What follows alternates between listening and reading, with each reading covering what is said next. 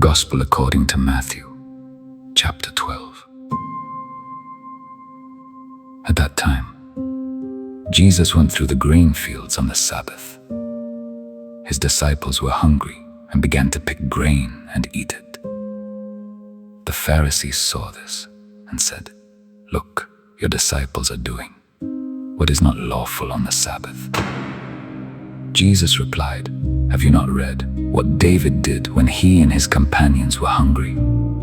He entered the house of God and ate the bread which was not lawful, except for the priests. Or have you not read in the law that the priests profane the Sabbath and yet are guiltless? I tell you, something greater than the temple is here. If you had understood, I desire mercy and not sacrifice, you would not have condemned the innocent, for the Son of Man is Lord of the Sabbath." He went into their synagogue, and a man was there with a withered hand. They asked him, "Is it lawful to heal on the Sabbath?" Jesus said, "If one of you has a sheep and it falls into a pit on the Sabbath, will you not take hold of it and lift it out? How much more valuable is a person than a sheep? So it is lawful to do good on the Sabbath." Then he said to the man, "Stretch out your hand." He stretched it out, and it was restored just like the other. The Pharisees went out and plotted how they might destroy him. Aware of this, Jesus withdrew. Many followed him, and he healed them all and warned them not to make him known. This fulfilled what was spoken through the prophet, "Here is my servant whom I have chosen, my beloved, in whom my soul delights. I will put my spirit upon him, and he will bring justice to the nations. He will not quarrel or cry out. A bruised reed he will not break, and a smoldering wick he will not extinguish, until he brings justice to victory. And in his name, the nations will hope." A demon-possessed man, blind and unable to speak, was brought to him. Jesus healed him, so he could both speak and see. All the people were amazed and said, "Could this be the Son of David?" The Pharisees said, "It is only by the prince of demons that he drives out demons."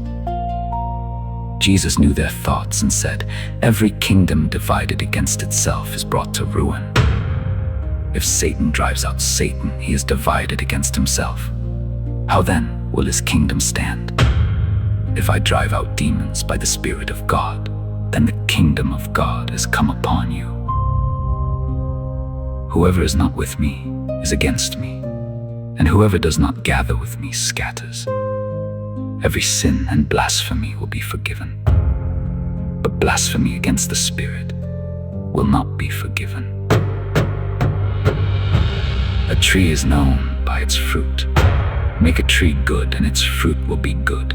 Make it bad, and its fruit will be bad. Out of the abundance of the heart, the mouth speaks. I tell you, every careless word will be accounted for on the day of judgment. By your words you will be justified, and by your words you will be condemned.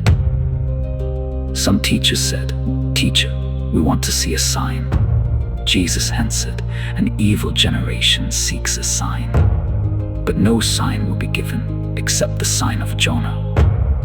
As Jonah was in the great fish 3 days and nights, so the Son of Man will be in the heart of the earth.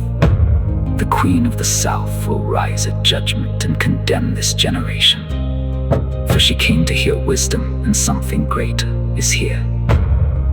When an unclean spirit leaves, it passes through dry places seeking rest.